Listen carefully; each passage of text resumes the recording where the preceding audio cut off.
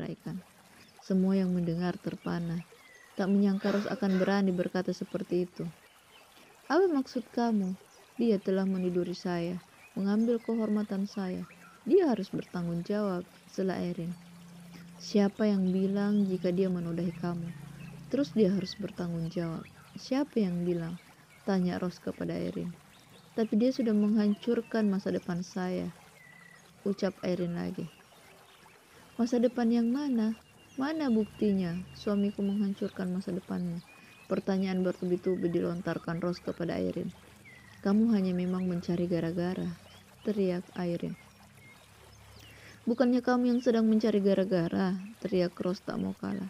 Semua orang yang ada di ruang itu mulai saling berbisik. Pak Dirman dan Bu Rati hanya berpandangan dan saling tersenyum melihat keberanian menantunya. Ayo jawab, jangan pikir karena kamu sudah tidur dengan suami aku jadi kamu harus dinikahi. Oh jangan mimpi, sambung Ros.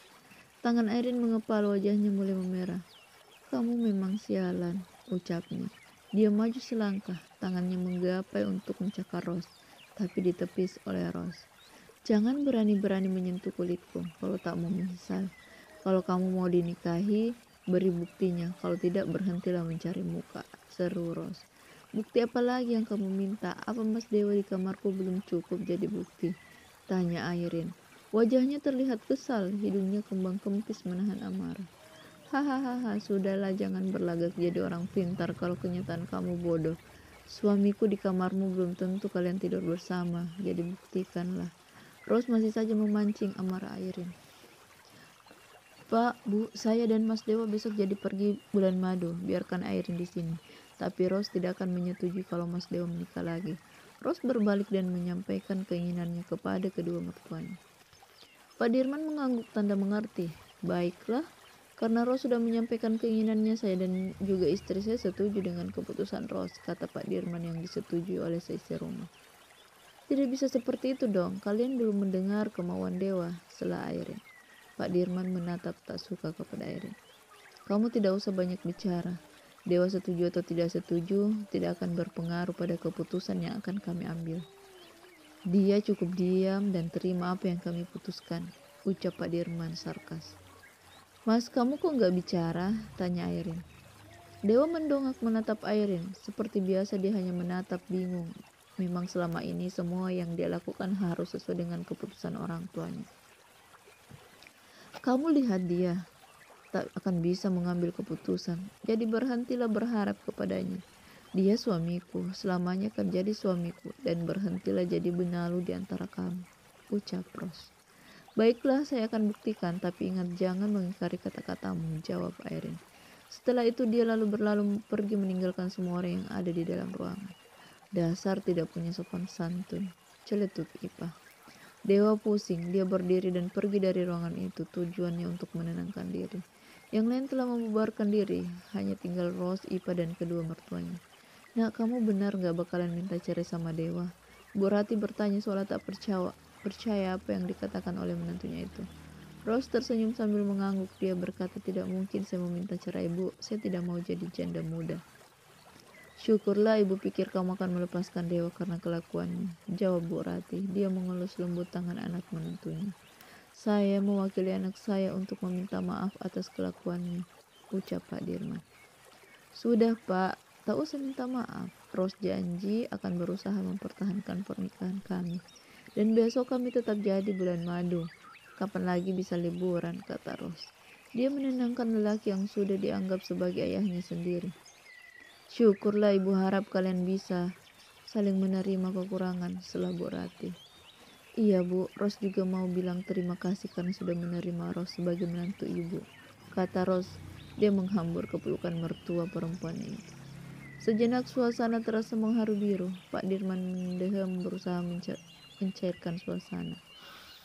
Om, bagaimana kalau kita makan malam di luar, sekalian ajakin Ipa jalan-jalan, ajak Ipa. Dia mengalihkan pembicaraan agar suasana kembali ceria. Ide bagus tuh, ayo kita berangkat, seru Pak Dirman. Dia berdiri dengan penuh semangat. Pak, mau kemana? Nggak ganti baju dulu? Tanya Bu Rati. Pak Dirman melihat penampilan dirinya berputar beberapa kali lalu berkata, tidak usah, Bapak masih ganteng kok. Mereka kompak berteriak. Tak menunggu lama, keempat orang itu akhirnya pergi makan malam. Pak, boleh nggak saya panggil Mas Dewa gabung? Tanya Ros ragu-ragu. Pak Dirman melirik Ros dari kaca spion, lalu berpikir sejenak kemudian mengangguk tanda setuju. Ros segera mengambil HP dan mengirimkan pesan kepada suaminya. Mas, ayo makan malam bareng. Ros lagi di warung bebek bakar goyang lidah. Kamu menyusul ya? Aku tunggu. Dewa yang sedang duduk di sebuah taman merasa getaran HP-nya. Dia buka dan membaca pesan dari istrinya. Hatinya menghangat. Dari kemarin dia sangat jengkel kepada istrinya itu. Tapi sejak tadi istrinya mempertahankan dirinya di depan semua orang. Rasa jengkelnya hilang entah kemana. Tanpa membalas chat istrinya, Dewa memasukkan kembali HP-nya ke dalam kantongnya. Lalu beranjak meninggalkan taman menuju tempat istrinya yang sedang makan malam. Dipacunya mobil sport keluaran terbaru dengan kecepatan tinggi. Tak berapa lama dia sudah sampai ke tempat yang Ros maksud. Memasuki tempat makan tersebut, sesaat Dewa ragu melanjutkan langkahnya mendekati Ros. Dia melihat kedua orang tuanya. Dia memutuskan untuk berbalik. Tapi terlambat, Pak Dirman melihatnya dengan segera menyusulnya keluar. Mau kemana? Tanya Pak Dirman. Dewa berhenti dan menoleh. Dia menggaruk kepala tanda dia sedang serba salah. Mau kemana? Tanya Pak Dirman lagi. Mau beli rokok, jawab Dewa bingung mencari alasan. Sejak kapan kamu merokok? Tanya Pak Dirman menyelidiki. Kembali Dewa garuk-garuk kepala. Memang dia tak bisa bohong kepada ayahnya. Sudah, ayo masuk. Kamu sudah ditunggu dari tadi, ajak Pak Dirman. Dia berbalik melangkah lebih dulu. Pak, panggil Dewa. Dia menahan tangan Pak Dirman. Lelaki separuh baya itu berbalik. Dewa menghambur ke pelukan lelaki berambut putih itu. Dia menangis. Pak, maafin Dewa. Tolong jangan usir saya. Saya tidak tahu kenapa saya bisa berada di kamar Airin. Semalam saya lembur menyelesaikan kerjaan kantor, ucap Dewa sesegukan.